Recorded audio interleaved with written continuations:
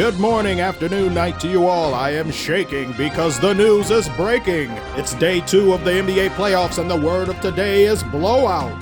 Celtics bested the Magic on pro difficulty, while out west the Thunder vs. Grizzlies game was the equivalent of Dr. Octavius playing 2K against the Tyrannosaurus Rex. Happy Easter! Happy playing with my pussy day. I'ma eat it. Ah! Oh my God. Ah! Basketball commissioner, focus. Basketball. All right. And getting into basketball. And getting into basketball, what happened today? A lot of top seed teams asserting their dominance. But if I'm being quite honest, there was only one game of worth so far today. Cavs vs. Heat is on right now. I'm watching it simultaneously as I'm making this. Let's get into the game that was a complete embarrassment first, because there's barely anything to talk about with that. Let's get into the annihilation of the Grizzlies. We'll never, play that bad again. Ja, 6 of 17 from the field, 1 of 6 from three-point range.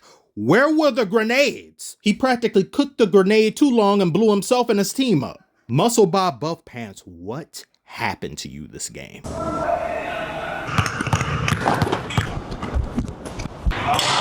3 of 12, 1 of 6 from three-point range as well. What is up with players in 1 and 6? It's always 1 and 6 or 1 and 7. Y'all can't ever get 2 of 6? Jarrett Jackson raises his hand and say, how about 0 of 4 from three-point range? At least it's not 1 and 6, right?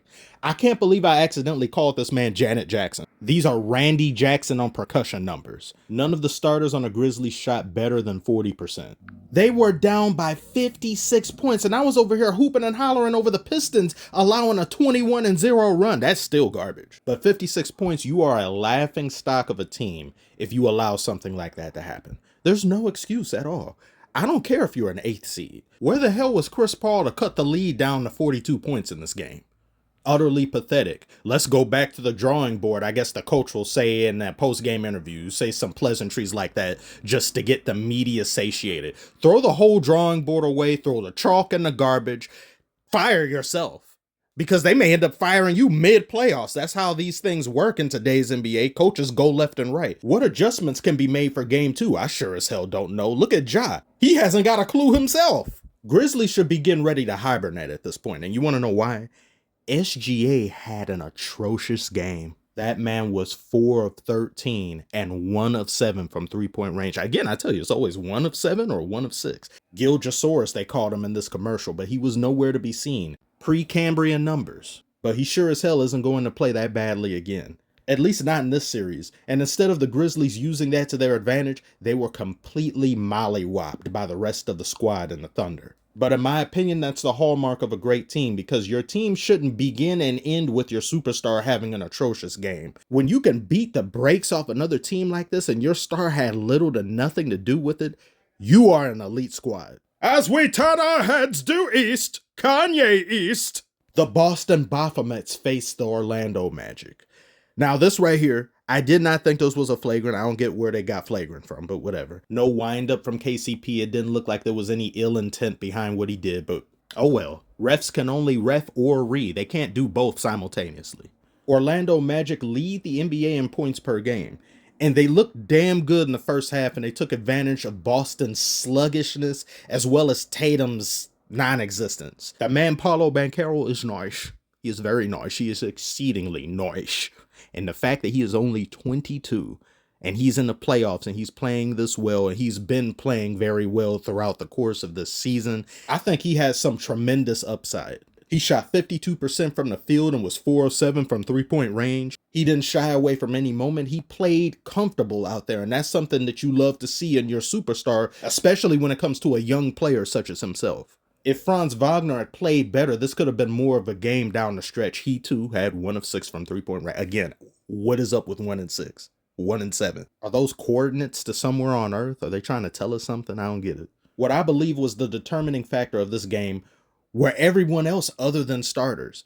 And the Celtics, in my opinion, have the best 4, 5, and 6 guys in the NBA. And I believe Magic's offense is a little too dependent on Wagner and Banchero. Perhaps in this offseason they get a point guard or something.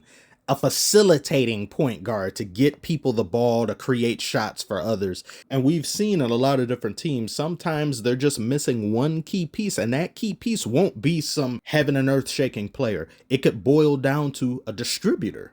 Banchero and Wagner combined for 59 points, and that's of the total 86 they scored as a team. So you mean to tell me the rest of the team combined only scored 27 points? That's not good. And the both of them were the only players on the Magic in double figures. Celtics had 4 players accomplish this in a game they didn't play too well. The best player on the court for the Celtics in the first half was Derek White. And I'm sure so many teams around the NBA would love to have a Derek White on their squad. Not only is he a tryhard, he's a sweaty tryhard, but he's also an unselfish tryhard. Drew Holiday, another Doritos drinking gaming chair sweat, try hard on the defensive end, but he also does great things offensively. That's some of the beauty in this Boston Baphomet team. Everybody on this roster can easily fit into any scheme you present them with. They don't take up too much space. They don't monopolize the ball. And to have a guy like Peyton Pritchard come off the bench and do the things that he does, he can reinvigorate the starting lineup when he goes out there, and he's always a danger to sniff some cocaine and randomly hit a shot from half court. All these guys provide you invaluable effort on the court, as well as production when you need it most and your stars aren't playing well. So in order for you to really beat the Celtics in a 7-game series, you need not only Tatum not playing well, Jaylen Brown not playing well, as well as Porzingis. You also need the guys coming off the bench and the rest of the starters to not play well. And how often does that happen? That rarely happens. When we used to talk about the Golden State Warriors when they were dominating, how would you secure a win against them? Hope Curry has an off night. And sometimes, I don't know why this was the case, but if Curry had an off night, Klay would also have an off night sometimes. It didn't happen often. I think towards the back half of them together, it started happening more often. But there was at least a straw in which you could reach for in trying to deal with that squad. And it was one of 2, maybe 3 options. There are so many issues, problems, ICBMs, and sticks of grenade and C4 on the Celtics. It's just too much. And the only teams in the league, I believe, have a shot at beating them would be Cavaliers or Thunder, who play great defense. And both those teams tend to have a habit of making their opponent play the way they want them to play, rather than the other way around. Despite all this, I can see the Magic picking up 1 game off the Celtics, but that's about it if I'm being honest. And Jason Tatum, he had 1 of 8. At least it's not 1 of 6 or 1 of 7. It's worse, but at least it's not one of those 2 things. So probably not going to happen in game 2, but we'll just have to see. Tell me what you guys thought about this game, what you thought of, well, I mean, it's not really much to think of that first game. That was just stompage, but tell me your thoughts anyway. And who do you think is more likely in picking up a game or 2 over their opponent, Grizzlies or the Magic? Comment below, let me know. Like and subscribe if you are new. Thank you all so very much for watching, and I will see y'all maybe in an hour or 2. I don't know. Actually, make it 2 hours. No, 3 hours.